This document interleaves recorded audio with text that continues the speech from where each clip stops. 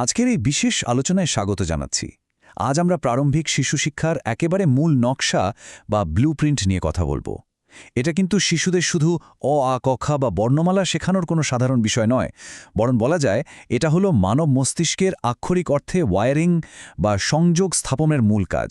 কিভাবে পরবর্তী প্রজন্মের জন্য একটা সুদীর্ঘ শুরু নিশ্চিত করা যায়, সেটাই আজ আমরা খুব সহজভাবে বিশ্লেষণ করব। চলুন সরাসরি মূল আলোচনায় ঢুকে পড়া যাক। শুরুতেই একটা ব্যাপার আমাদের খুব ভালোভাবে বুঝতে হবে। শিশুর জীবনের একদম শুরুর দিকটাকে মূলত বলা হয় ভিত্তি গড়ার সময়।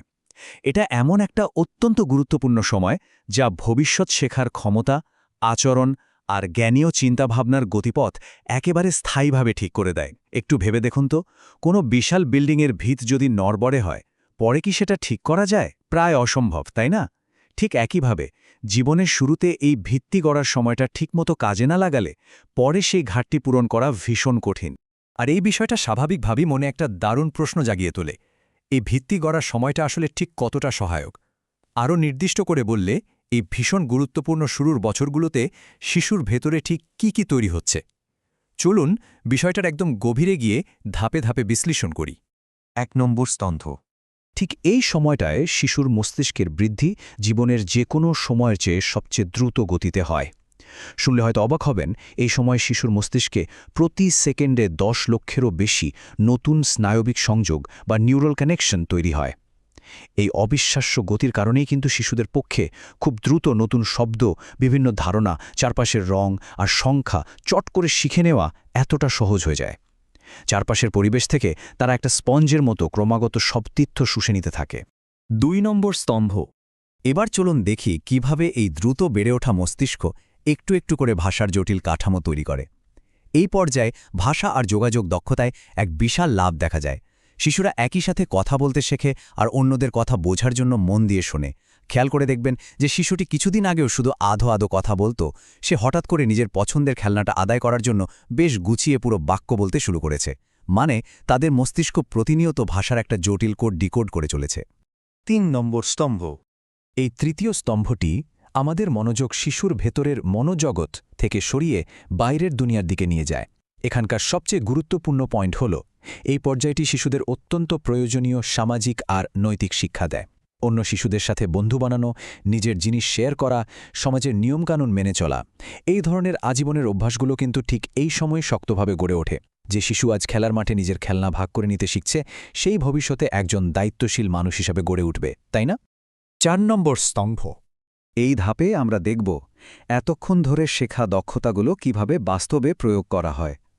ছোট ছোট খেলা আর সাধারণ কাজের মাধ্যমে শিশুর মৌলিক যুক্তি আর কল্পনা শক্তি কিন্তু দারুণভাবে বাড়তে থাকে। ধরুন, একটা নির্দিষ্ট আকৃতির ব্লক কিভাবে একটা নির্দিষ্ট গর্তের ভেতরে ঠিকমতো বসাতে হবে সেটা খুঁজে বের করা। আপাতদৃষ্টিতে খুব সাধারণ একটা খেলা মনে হলেও এটা আসলে একটা শিশুর জন্য পদার্থবিদ্যা আর স্পেশাল রিজনিংয়ের প্রথম পাঠ। আর এভাবেই তাদের মধ্যে সমস্যা সমাধানের দারুণ এক দক্ষতা তৈরি হয়। ৫ নম্বর স্তম্ভ। অবশেষে আমরা পুরো প্রারম্ভিক শিক্ষা কাঠামোর পঞ্চম এবং সম্ভবত সবচেয়ে দীর্ঘস্থায়ী স্তম্ভটিতে এসে পৌঁছেছি। এই গঠনমূলক বছরগুলোতে শেখার প্রক্রিয়াটাকে যদি আনন্দদায়ক আর আকর্ষণীয় করে তোলা যায়, তাহলে শিশুর মনে আজীবন শেখার প্রতি একটা স্থায়ী আগ্রহ প্রাকৃতিকভাবেই তৈরি হয়ে যায়। লক্ষ্যটা শুধু পড়তে শেখানো নয়, বরং পড়ার অদম্য একটা কৌতূহল তৈরি করা। জীবনের শুরুতে শেখাটা যদি মজার হয়, তবে শেখার সেই আগ্রহ জীবনেও ফুরিয়ে যায় না। এটাই আসল ম্যাজিক। তবে হ্যাঁ, এই মজবুত ভিত্তি নিরাপদে তৈরি করার জন্য একটা কড়া বিল্ডিং কোড আমাদের মেনে চলতে হবে। একদিকে যেমন প্রয়োজন একটা সম্পূর্ণ চাপমুক্ত, আনন্দময় আর সৃজনশীল খেলার পরিবেশ, অন্যদিকে ঠিক তেমনি ভারী বইয়ের অতিরিক্ত বোঝা বা মোবাইল ট্যাবলেটের মতো স্ক্রিন টাইম এই সুন্দর ভিত্তি করার কাজে মারাত্মক ফাটল ধরাতে পারে। অতিরিক্ত প্রযুক্তি আর অকারণে মানসিক চাপ এই স্বাভাবিক বিকাশের ধারাকে একদম ব্যাহত করে দেয়। আজকের এই বিশ্লেষণ শেষ করার আগে খুব জরুরি একটা প্রশ্নের সামনে আমাদের একটু থমকে দাঁড়ানো প্রয়োজন। ভবিষ্যৎ প্রজন্মের জন্য আমরা ঠিক কিভাবে জীবনের প্রাথমিক ভিত্তিপ্রস্তর স্থাপন করব? শিশুদের ওপর কি অতিরিক্ত স্ক্রিন বা ভারী বইয়ের বোঝা চাপিয়ে দিয়ে তাদের শৈশবকে যান্ত্রিক করে তোলা হবে, নাকি নির্মল আনন্দের ভেতর দিয়ে সৃজনশীল খেলার মাধ্যমে তাদের আজীবনের মজবুত ভিত্তি গড়ে দেওয়া হবে? সিদ্ধান্তটা অত্যন্ত গুরুত্বপূর্ণ, কারণ এর ওপরই নির্ভর করছে আমাদের পুরো সমাজের ভবিষ্যৎ।